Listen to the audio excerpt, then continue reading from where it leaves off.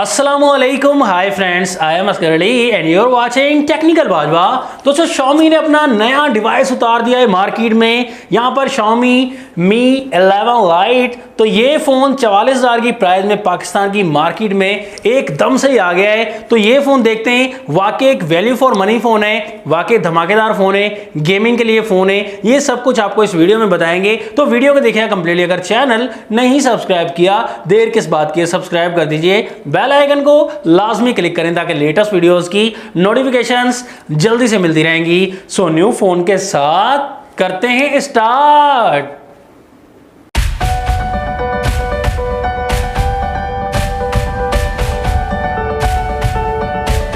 दोस्तों, फाइनली हमारे पास आ गया है Xiaomi Mi 11 Lite का बॉक्स। वाइट बॉक्स है, कोई फोटो सामने की तरफ नहीं है। यहाँ पर मी की ब्रांडिंग है, टेक सिरात की वारंटी है। और यहाँ पर आप देख सकते हैं हमारे पास जो कलर अवेलेबल है वो बड़ी हमने फरमाइश से मंगवाया है, बूबा ब्लैक कलर। इसके अलावा दो कलर्स का और ऑप्शन है, ब्लू कलर का एंड यहाँ पर पीच पिंक कलर का। और इसके अलावा 6GB रैम, 128GB की इंटरनल स्टोरेज। प्राइस रखी गई है 44,000 रुपये, 44,000 रुपीज़ पाकिस्तान में। बॉक्स का पहला रैपर रिमूव करते ही वारंटी कार्ड हमारे पास 1 ईयर का वारंटी कार्ड टेक सिरात का।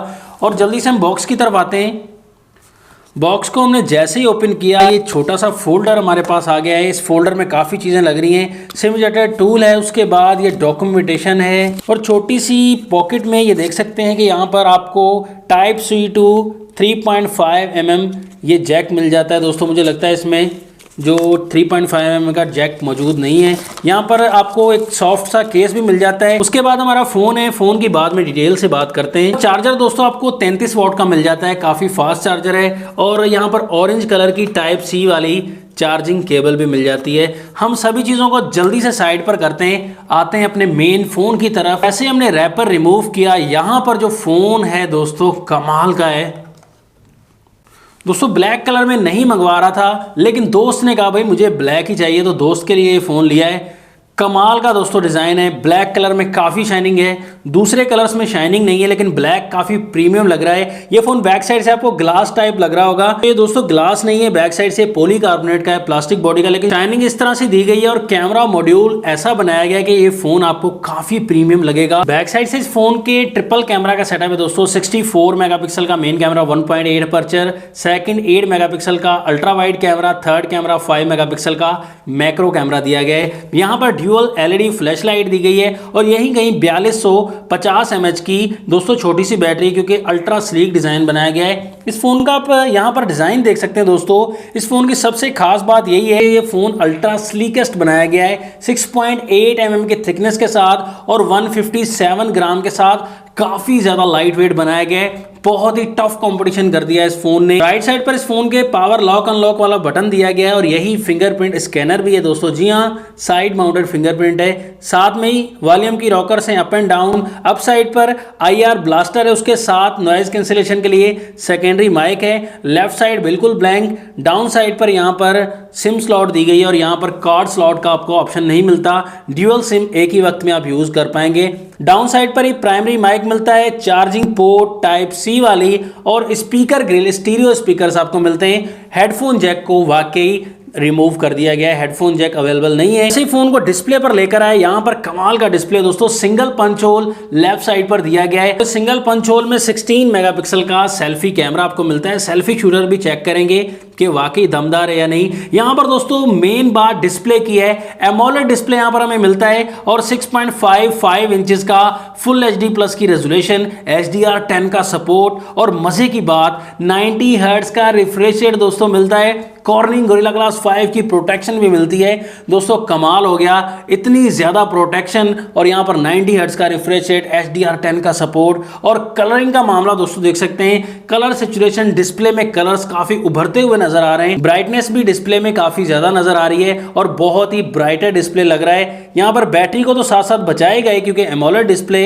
लेकिन कलर भी कमाल के प्रोवाइड करेगा आपको दोस्तों। यहाँ पर 90 हर्ट्ज का रिफ्रेश रेट है लेकिन 240 हर्ट्ज का टच सैंपलिंग रेट दिया गया है। टच रिस्पॉन्स आपको काफी कमाल का मिलता है, काफी ज्यादा अच्छा मिलता है, देख सकते हैं काफी स्मूथली आप फोन को यूज कर पाएंगे।